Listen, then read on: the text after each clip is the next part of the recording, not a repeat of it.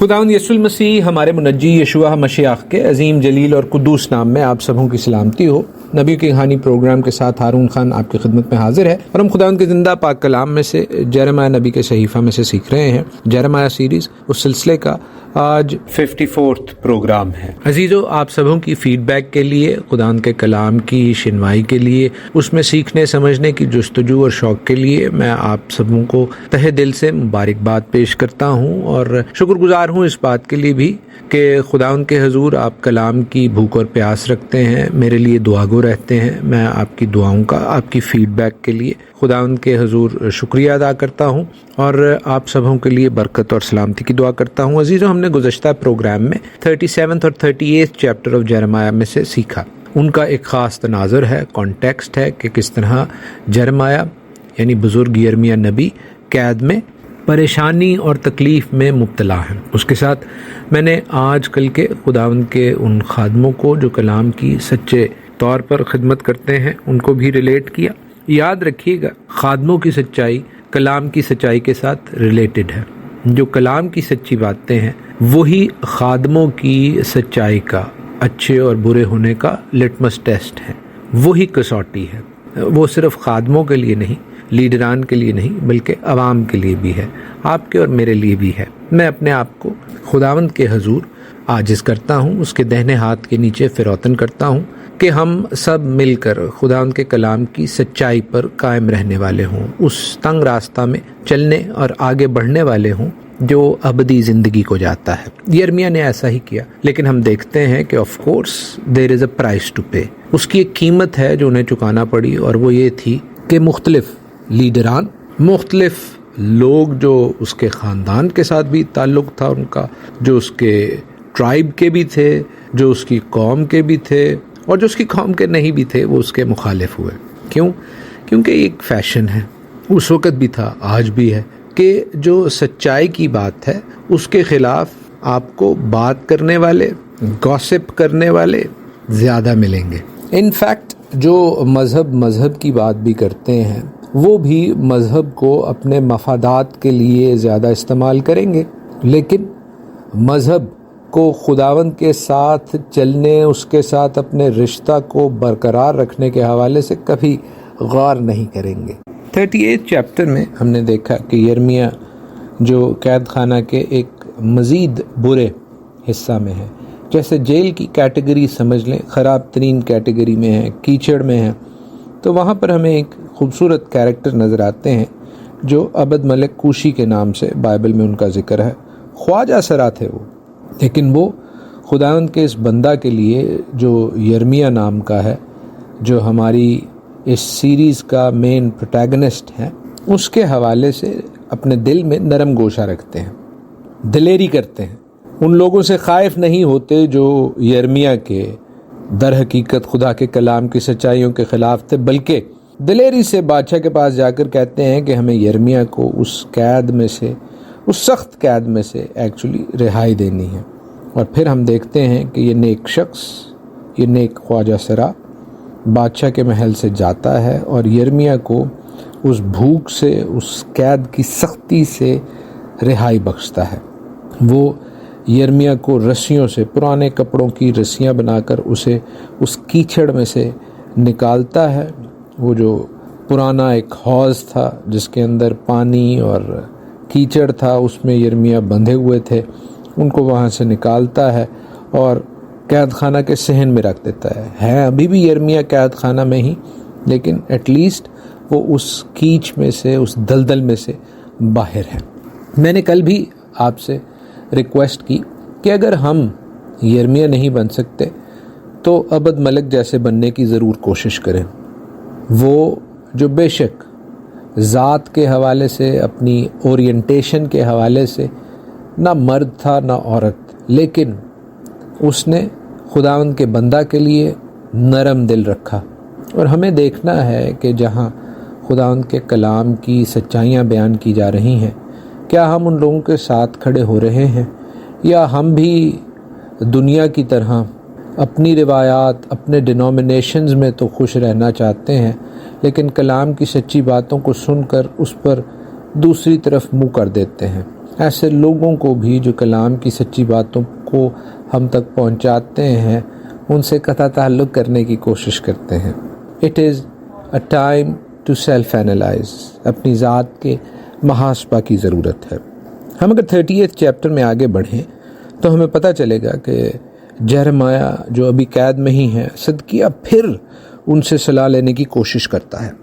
لکھا ہے 14 ورس سے آگے، یرمیہ اس کا 38واں باب 14ویں آیت سے آگے کہ تب صدقیہ بادشاہ نے یرمیہ نبی کو خدا ان کے گھر کے تیسرے مدخل میں اپنے پاس بلوایا، اور بادشاہ نے یرمیہ سے کہا میں تجھ سے ایک بات پوچھتا ہوں، تو مجھ سے کچھ نہ چھپا۔ اور یرمیہ نے صدقیہ سے کہا اگر میں تجھ سے کچھ کھول کر بیان کر دوں گا تو کیا تو مجھے یقیناً قتل نہ کرے گا، اور اگر میں تجھے صلاح دوں تو نہ مانے گا۔ تب صدقیہ بادشاہ نے یرمیہ کے سامنے تنہائی میں کہا زندہ خداوند کی قسم جو ہماری جانوں کا خالق ہے کہ نہ میں تجھے قتل کروں گا نہ ان کے حوالے کروں گا جو تیری جان کے خواہاں ہیں۔ تب یرمیہ نے صدقیہ سے کہا خداوند لشکروں کا خدا اسرائیل کا خدا یوں فرماتا ہے کہ یقیناً اگر تو نکل کر شاہ بابل کے عمرا کے پاس چلا جائے گا تو تیری جان بچ جائے گی اور یہ شہر آگ سے نہ جلایا جائے گا اور تو اور تیرا گھرانہ زندہ رہے گا۔ پر اگر تو شاہ بابل کے عمرا کے پاس نہ جائے گا یہ شہر کسدیوں کے حوالے کر دیا جائے گا اور وہ اسے جلا دیں گے اور تو ان کے ہاتھ سے رہائی نہ پائے گا۔ اور صدقیہ بادشاہ نے یرمیہ سے کہا میں ان یہودیوں سے ڈرتا ہوں جو کسدیوں سے جا ملے ہیں، ایسا نہ ہو کہ وہ مجھے ان کے حوالے کرے اور وہ مجھ پر تانا مارے۔ اور یرمیہ نے کہا وہ تجھے حوالے نہ کریں گے، میں تیری منت کرتا ہوں تو خداوند کی بات جو میں تجھ سے کہتا ہوں مان لے، اس سے تیرا بھلا ہوگا اور تیری جان بچ جائے گی۔ اگر تو جانے سے انکار کرے تو یہی کلام ہے جو خداوند نے مجھ پر ظاہر کیا ہے کہ دیکھ وہ سب عورتیں جو شاہ یہودا کے محل میں باقی ہیں شاہ بابل کے عمرا کے پاس پہنچائی جائیں گی اور کہیں گی کہ تیرے دوستوں نے تجھے فریب دیا اور تجھ پر غالب آئے، جب تیرے پاؤں کیچ میں دھس گئے تو وہ الٹے پھر گئے۔ دیکھیں کس طرح ہمیں یہاں پر یرمیہ نبی خداوند کے کلام کی خداوند کی آواز صدقیہ بادشاہ تک پہنچاتے ہوئے دکھائی دیتے ہیں۔ صدقیہ پھر بھی پھنسا ہوا ہے اپنی سیاسی چالوں میں، اپنی جو معاشرتی چالیں ہیں ان میں کہ لوگ کیا کہیں گے کہ میں نے جو ہے وہ اسیری قبول کر لی ہے، نہیں یہ بات ٹھیک نہیں ہے، اور ہمیں تو باقی نبی کہہ رہے ہیں کہ ہم جو ہیں رہائی پائیں گے، اور خداوند اپنی قوم کو کیسے اسیری میں بھیج سکتا ہے۔ اپنے آپ کو بڑا قیمتی سمجھنا، اپنے آپ کو بڑا خدا کے قریب سمجھنا، اس تشخص کی وجہ سے، اس آئیڈینٹی کی وجہ سے جو خداوند نے اپنی قوم کو دی ہے، کئی دفعہ ہم غلطی کر بیٹھتے ہیں۔ عزیزو، مسیحی قوم کو بھی بڑا زوم ہے کہ ہم خداوند کے بڑے پیارے ہیں، اور اسی زوم میں نہ وہ پڑھتے ہیں، نہ وہ ترقی کرتے ہیں، نہ دنیاوی علوم کو، نہ خداوند کے کلام کو، خداوند کی شریعت کو، اور پھر ایکسپیکٹ کرتے ہیں کہ ہم خداوند میں ترقی کریں گے اور ہم دنیا میں بھی ترقی کریں گے just because we are favourite of God. ارے بھائی، خداوند کے فیوریٹ ہو تو خداوند کی بات کو سنو، اس کی آواز کے شنوا ہو، اس کے کلام کو پڑھو۔ انہی لوگوں کے حوالے سے اور آج کل کے لوگوں کے حوالے سے خداوند کا کلام کہتا ہے کہ میرے لوگ عدم معرفت سے ہلاک ہوئے، اگنورنس سے ہلاک ہوئے، انہوں نے شریعت کو پڑھا ہی نہیں۔ آج بلکہ ایسے علماء اٹھے ہیں، سوری ٹو سے، جو کہلاتے علماء ہیں، ڈاکٹر اور ریورنڈ اور پتہ نہیں کیا کیا، دنیا جہان کا ٹائٹل لینے کا انہیں شوق ہے، شہرت پانے کا انہیں شوق ہے، چندے کھانے کا انہیں شوق ہے، دہیکیوں پہ پلنے کا انہیں شوق ہے، لیکن خداوند کے کلام سے، خداوند کی شریعت سے وہ ایسے بھاگتے ہیں جیسے وہ انہیں کاٹتی ہے۔ یہ وہ اندھے راہ دکھانے والے ہیں جن کے حوالے سے خداوند یسوع المسیح کہتے ہیں یہ خود بھی گڑھے میں گرتے ہیں، اور جس قوم کو بھی انہوں نے اپنے پیچھے لگایا ہوا ہے اس کو بھی گڑھے میں گرائیں گے۔ افسوس ان پر، افسوس ان بادشاہوں پر جنہوں نے اسرائیل کو پہلے اور بعد میں یہودا کے لوگوں کو مروایا، اور افسوس ان لیڈران پر جو آج مسیحی قوم کو اسی طرح تباہی کے گڑھے میں دھکیل رہے ہیں۔ لکھا ہے 39ویں باب کے آغاز میں 39 چیپٹر آف جرمیہ کے شاہ یہودا صدقیہ کے 9 برس کے 10ویں مہینے میں شاہ بابل نبوکدنضر اپنی تمام فوج لے کر یروشلم پر چڑھ آیا اور اس کا محاصرہ کیا۔ 9ویں برس میں 9th year of Zedekiah's reign۔ عزیزو، یہ بڑا امپورٹنٹ ہے، کیونکہ اس کے حوالے سے جب ہم سیکنڈ کنگز یعنی دوسری سلاطین کی کتاب پڑھ رہے تھے، میں نے تب بھی آپ کو بتایا تھا one of my favourite Bible studies which I've done, which I've shared with you all is about kings and second kings، لیکن اس کے ساتھ ہم اسے ریلیٹ کر سکتے ہیں۔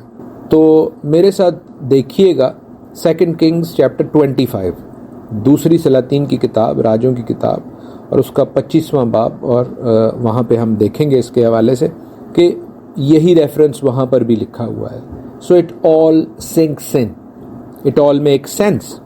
اور یہ بات بڑی افسوسناک ہے کہ صدیقیہ کے پاس موقع تھا کہ وہ اپنی قوم کو, اپنے ملک کو, اپنے علاقہ کو, لوگوں کو, اپنے آپ کو بھی بچا سکتا تھا اس تباہی سے. یس دے ور ٹو بی میڈ پرزنرز, وہ اسیری میں جا رہے تھے اور وہ ان کی سزا تھی, وہ ان کی سینکشن تھی جو خداوند نے انہیں دی, خداوند کے کلام کی, خداوند کے آئین کی نافرمانی پر, سبت نہ ماننے پر. آج بھی میں آپ کو یہ وارن کر رہا ہوں, متنبع کر رہا ہوں کہ خداوند کے لوگ خداوند کے کلام کے مطابق, خداوند کے آئین احکام کے مطابق, اس کی پیشن گوئیوں کے مطابق, اس کی نبوتوں کے مطابق بہت جلد بڑی مشکلات کا شکار ہوں گے اگر وہ خداوند کی آواز کے شنوا نہ ہوئے, اگر انہوں نے خداوند کی بات نہ مانی.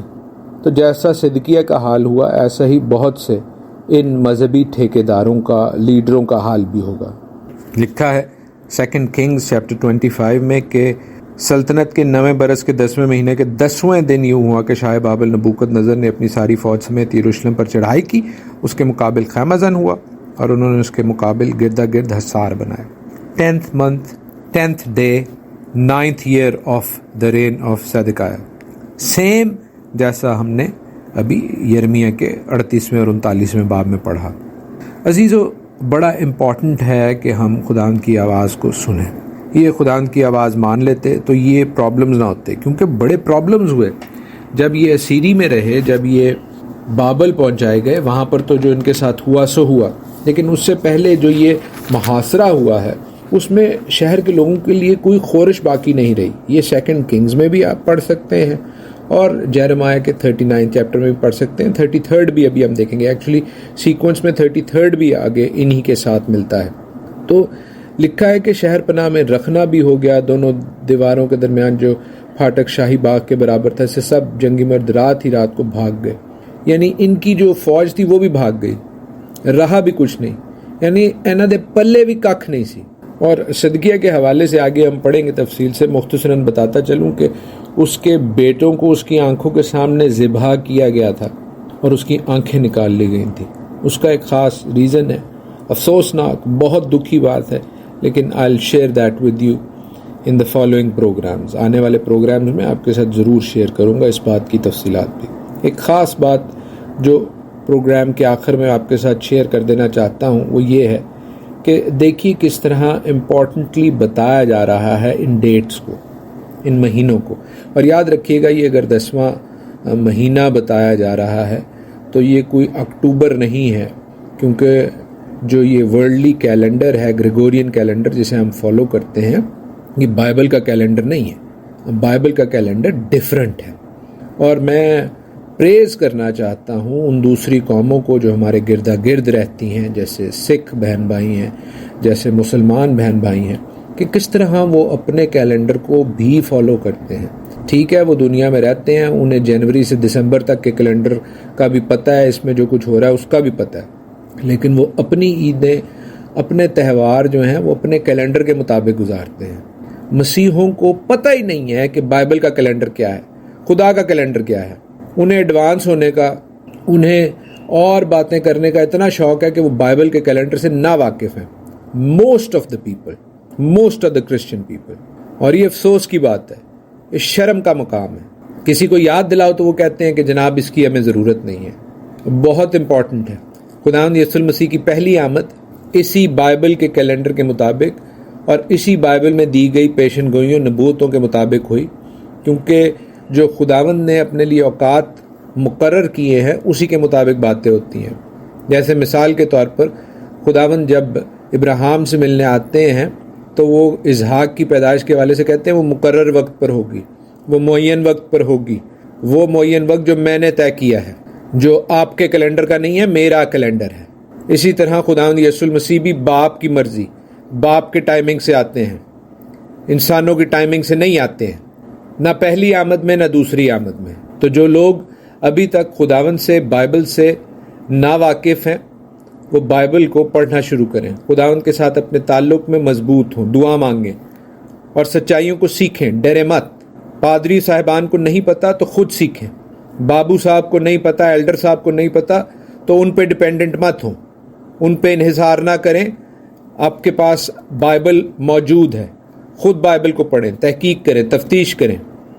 گوگل میں، یوٹیوب میں ہنسی مذاق کے جو پروگرام ہیں وہ دیکھنے کے لیے اگر آپ جو ہے وہ محنت کر سکتے ہیں تو آف کورس ٹھیک بائبل سٹڈی کے لیے بھی آپ محنت کر سکتے ہیں. یاد رکھیے، وہ لیڈران جن کے چرچ بڑے ہیں یا جن کے لائکس بڑے ہیں فیس بک، یوٹیوب پر، ان کی بات کی بجائے اس بات پر توجہ دیں جو کلام کے مطابق صحیح ہے. بڑے سے بڑا لیڈر بھی اگر کوئی بات کلام کے مطابق، بائبل کے مطابق ٹھیک نہیں کہتا، وہ ٹھیک نہیں ہے. اور اگر چھوٹے سے چھوٹا شخص بھی کلام کے مطابق ٹھیک بات کرتا ہے تو وہ ٹھیک ہے. کیسے پتہ چلے گا آپ کو اگر آپ خود کلام سے واقف نہیں ہوں گے؟ So you must read the word, you must know the word. یسوع کو پتا تھا، ہمارے منجی یشوع مسیح کو پتا تھا کلام کا، تائیں جو شیطان آیا انہیں وہ دی آزمائش کی تھی. یسوع نے خدا کے کلام سے اس شیطان ابلیس کو شکست دی. آپ بھی ایسا کر سکتے ہیں. خداوند آپ کو ایسا کرنے کی توفیق دے. God bless you all.